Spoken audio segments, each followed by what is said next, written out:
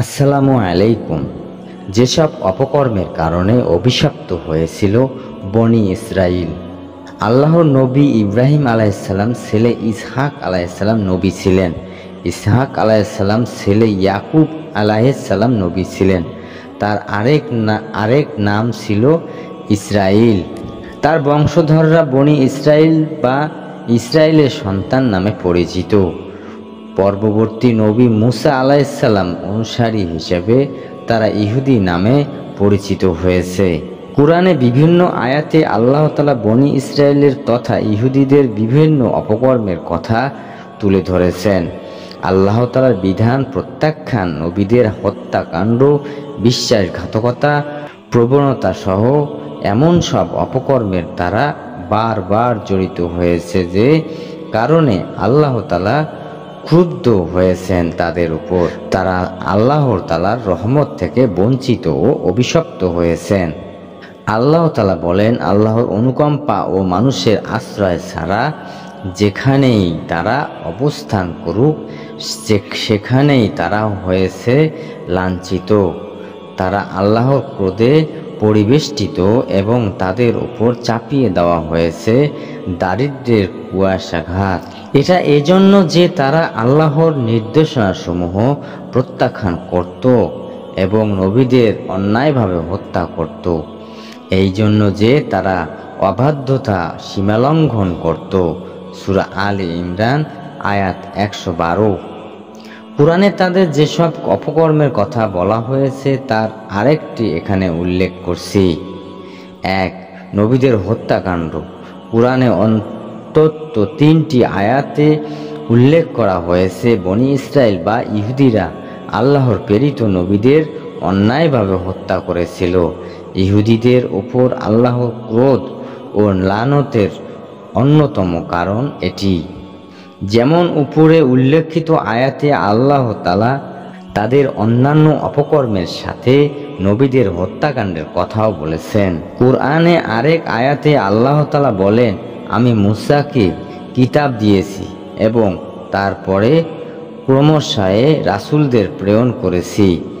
মারিয়াম পুত্র ঈসাকে সুস্পষ্ট প্রমাণ দিয়েছি এবং জিবরাইলের মাধ্যমে তাকে শক্তিশালী করেছি। যখন কোনো রাসূল এমন কিছু এনেছে যা তোমাদের পছন্দ নয়, তখনই তোমরা অহংকার করেছ এবং একদল নবীকে তোমরা অস্বীকার করেছ, একদল নবীকেও হত্যা করেছ। সূরা বাকারা আয়াত 87। কুরআনে অনেক ব্যাখ্যাকার বলেছেন বিভিন্ন সময় ইহুদিরা আল্লাহ তাআলার কয়েকশো নবীকে হত্যা করেছে, তবে তাদের হাতে নিহত নবী কারা ছিলেন সে সম্পর্কে কুরআন ও হাদিসে স্পষ্ট কোনো তথ্য নেই। প্রখ্যাত মুফাসসির আল্লামা কাজী নাসিরউদ্দিন বাইজাবী রাহমাহুল্লাহ তার তাফসিরের গ্রন্থে লিখেছেন, ইহুদিদের হাতে হত্যাকাণ্ডের শিকার উল্লেখযোগ্য 3 জন নবী হলেন আশিয়া আলাইহিসসালাম, জাকারিয়া আলাইহিসসালাম এবং তার ছেলে ইয়াহিয়া আলাইহিসসালাম। নিজেদের শ্রেষ্ঠ ও অন্যদের তুচ্ছ মনে করা। বনি ইসরায়েলে নিজেদের আল্লাহর নির্বাচিত শ্রেষ্ঠ জাতি ও অন্যদের তুচ্ছ মনে করত। তারা নিজেদেরকে আল্লাহ তাআলার সন্তান দাবি করত। আল্লাহ তাআলা বলেন, ইহুদি ও নাসারারা বলে, আমরা আল্লাহর পুত্র ও তার প্রিয় পাত্র। বলো, তাহলে তোমাদের পাপের জন্য আল্লাহ তোমাদেরকে শাস্তি দেবে কেন? বরং তিনি যাদের সৃষ্টি করেছেন তোমরা তাদের অন্তর্গত মানুষ। তিনি যাকে ইচ্ছা ক্ষমা করেন, যাকে ইচ্ছা শাস্তি দেন। আকাশসমূহ ও পৃথিবীর আর এদের মধ্যে যা আছে সবকিছু সার্বভৌম আল্লাহরই জন্য, আর প্রত্যাবর্তন তারই দিকে। সূরা মায়াদা আয়াত 18। অহংকার ও শ্রেষ্ঠত্বের অনুভূতির কারণে বনি ইসরায়েল বা ইহুদি ছাড়া অন্যান্যদের সাথে অন্যায় ও অসত্যতা করাকেও ঈশ্বরভাবে বৈধ মনে করত তারা। আল্লাহ তাআলা বলেন, আর আহলে কিতাবের মধ্যে এমন ব্যক্তি আছে যদি তার নিকট তুমি অঢেল সম্পদ মান্যত রাখো, তবুও সে তা তোমার নিকট আদায় করে দেবে। এবং তাদের মধ্যে এমন ব্যক্তিও আছে, যদি তুমি তার নিকট 1 দিনার আমানত রাখো, তবে সর্বোচ্চ তাগাদা ছাড়াই সে তা তোমাকে ফেরত দেবে না। এটি এই কারণে যে তারা বলে, উম্মেদের বনি ইসরায়েল বাইরে সাধারণ নিরক্ষণ আবরণের ব্যাপারে আমাদের ওপর কোনো পাপ নেই। তারা তো জেনে শুনেই আল্লাহর প্রতি মিথ্যা বলে। সূরা আলে ইমরান আয়াত 75।